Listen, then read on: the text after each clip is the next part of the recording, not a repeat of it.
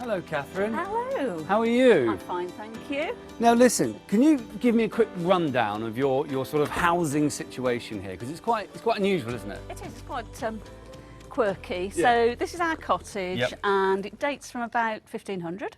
Small, compact and bijou, I think you'd call it inside. Yeah. So not quite big enough for day-to-day life for families. So Yeah. what we've also got is a barn Yeah.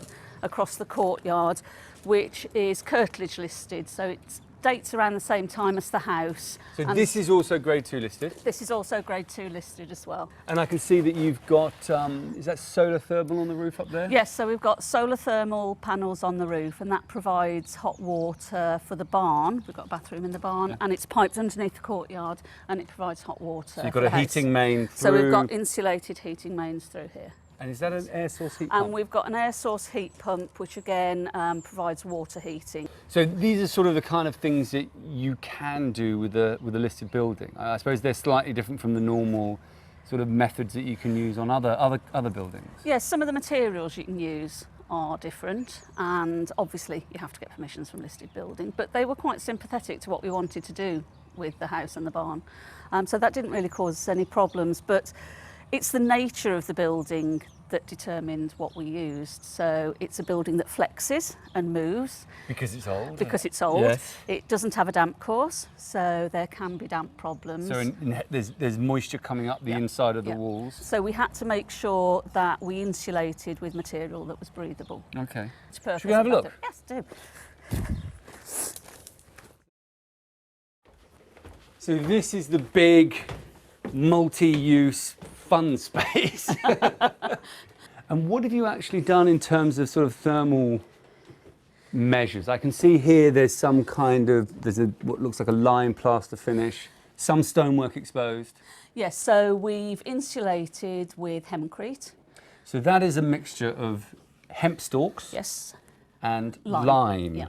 It was a case of building shuttering and carrying hempcrete up in bags, and we insulated the whole of the wall.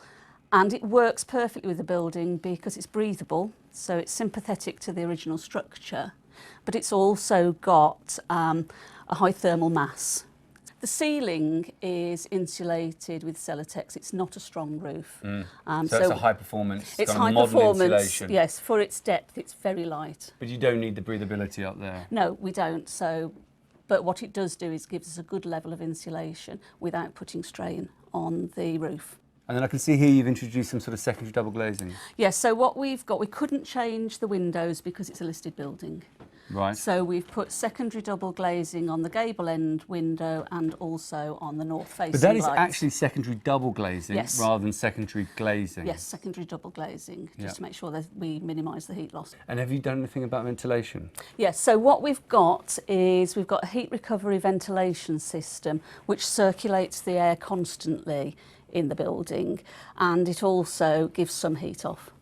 What about the running cost of keeping a building like this, that you're not in all the time, warmed? Is that not an expense? No, it's not, because we've got such a high level of insulation. We need very little heating in here, so if we're away it doesn't get cold. The solar thermal panels and the air source heat pump provide heating to the barn, but we very rarely use it, so we've got a radiator, we don't switch it on.